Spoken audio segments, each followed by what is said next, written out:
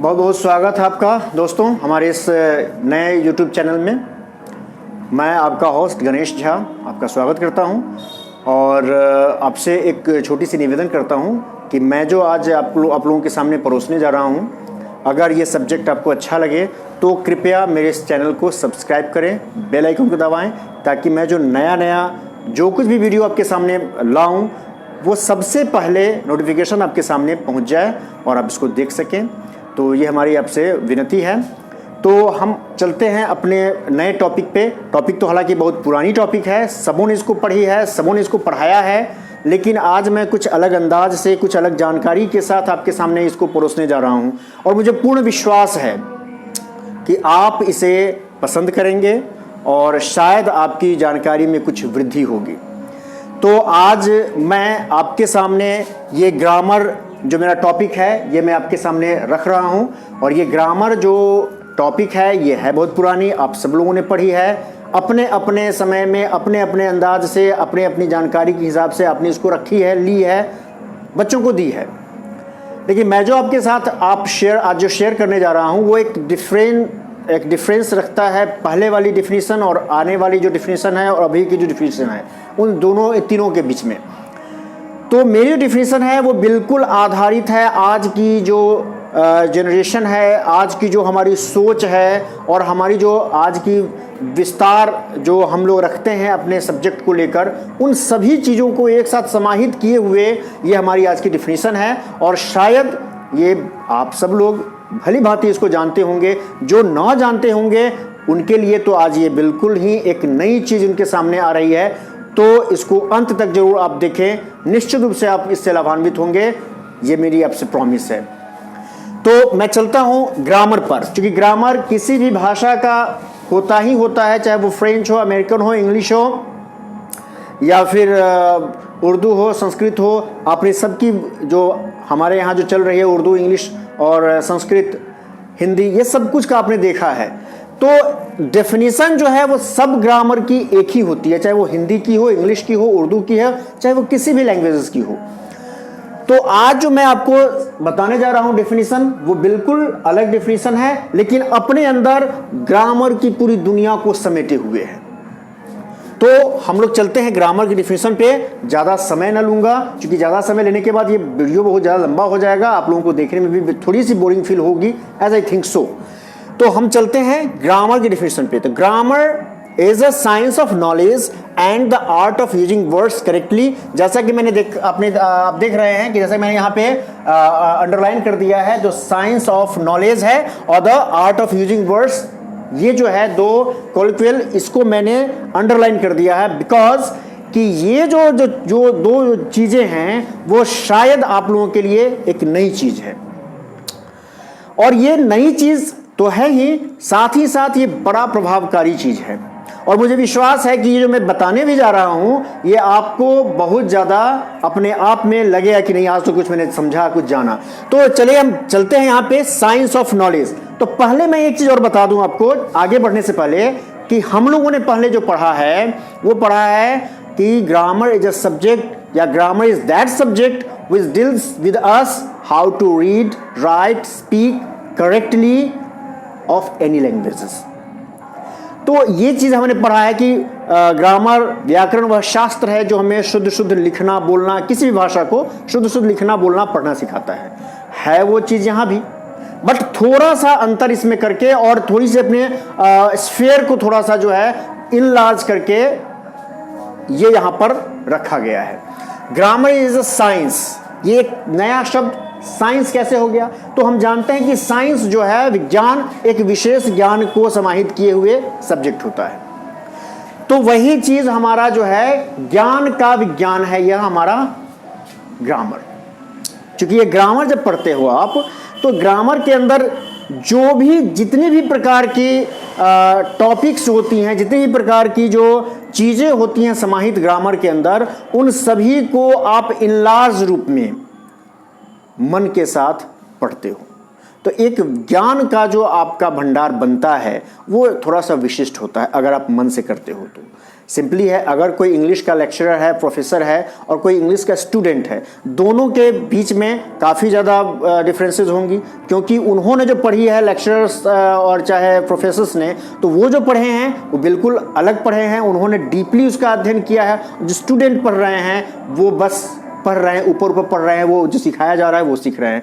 तो इसलिए जो विशिष्ट नॉलेज है, जो विशिष्ट ज्ञान है, साइंस ऑफ जो नॉलेज है, वो इसके अंदर समाहित है ये ग्रामर में। और साथ ही साथ art of using words correctly, ये जो लिखने की कला है, मतलब शब्दों को अरेंज करने की जो आर्ट है, वो ग्रामर के अंदर सबसे ज़्यादा प्रमुख है। आप ग्रामर पढ़ रहे हो और ग्रामर में आप शब्दों के क्रम को बेहतर ढंग से ना लिख पा रहे हो, तो आपका ग्रामर पढ़ना कहीं से लाभकारी नहीं हुआ। तो इसके लिए जरूरी है कि आप ग्रामर में शब्दों के प्रयोग को बेहतर ढंग से सीखा है कि नहीं। तो शब्दों को बेहतर ढंग से प्रयोग करके उसको क्रमबद्ध लिखने की जो कला है वो ग्रामर हमें देती है, और तभी हमारी जो वाणी है, मतलब हमारी जो स्पीच है, हमारी जो राइटिंग्स है, रीडिंग है, ये सारी शुद्ध होती है। बिना इसके अध्ययन के, बिना इस चीज के, art of using words correctly, we can't able to write, to speak and to read any languages correctly. So we must have to read, so must have to grab these all words in our mind.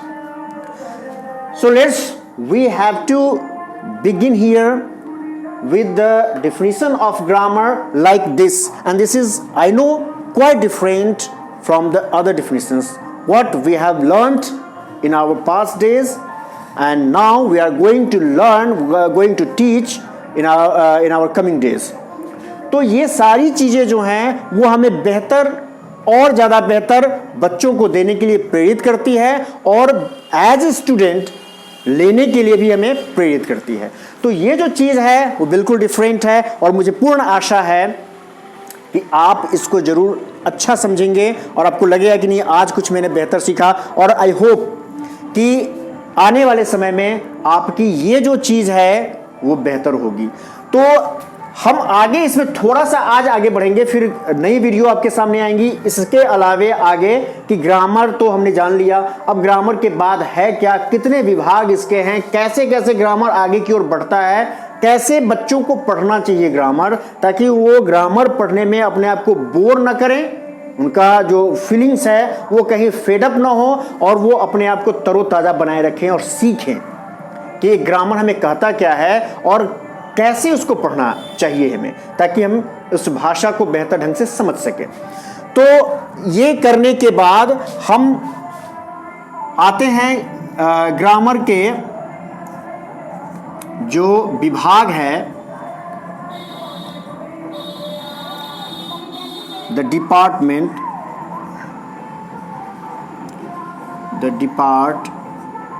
Departments of grammar, grammar के विभाग, व्याकरण के विभाग, या इसको भाग भी बोल सकते हैं, पार्ट ऑफ ग्रामर बोल सकते हैं इसको, द पार्ट्स ऑफ ग्रामर, या द डिपार्टमेंट्स ऑफ ग्रामर, ऐसे बोल सकते हैं। अब इसको थोड़ा सा हम इलस्ट्रेट करते हैं आपको। पार्ट्स ऑफ ग्रामर और डिपार्टमेंट्स ऑफ ग्रामर, ये दोनों चीज़ तो एक ही हुई है। क्या ये चीज़? तो इसको एक छोटी सी उदाहरण के साथ हम समझ सकते हैं कि हमारा जो शरीर है, हमारी जो बॉडी है, वो अलग अलग अंगों के साथ मिलकर बनी हुई है। एक ऑर्गेनिज्म बनती है तो वो अलग अलग अंगों के साथ, अलग अलग ऑर्गन्स के साथ बनती है। हाथ, ये क्या कहते हैं, कान, आँख, नाक, पैर, अंदर की जो सारी चीज़ें हैं, उन सबों को मिलाते हैं तो एक बॉडी बनती है। ठीक उसी प्रकार से ये ग्रामर भी जो है 4 अंगों से मिलकर बना होता है। अगर किसी अंग, हमारे बॉडी का कोई अंग अगर बेहतर काम करना बंद कर देता है या थोड़ा सा सुस्त होकर काम करता है, तो हमारा होल बॉडी जो है वो रिस्पॉन्स करता है उसी टाइप से।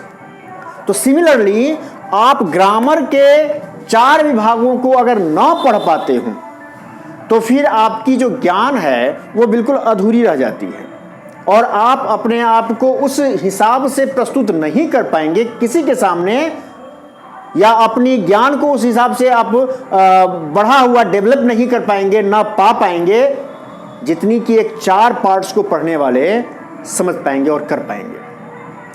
तो हम इस द पार्ट्स ऑफ ग्रामर पे कल चर्चा करेंगे। आई होप कि आप सब जानते होंगे, लेकिन फिर मैंने बताया कि मैं एक नए अंदाज के साथ ग्रामर की शुरुआत कर रहा हूं आपके सामने, और मुझे विश्वास है कि इसमें आप सब लोग मेरा साथ देंगे। तो इन्हीं आशाओं के साथ और फिर से आपको रिमाइंड करते हुए कि मेरे इस चैनल को सब्सक्राइब जरूर करेंगे आप और लाभान्वित होंगे, ऐसी मुझे आशा है। तो आप कृपया इसे शेयर करें, इसे लाइक करें और इसे सब्सक्राइब करें। तो बहुत बहुत धन्यवाद। फिर मिलते हैं नए वीडियो के साथ, तब तक के लिए जय Hind. Thank you so much.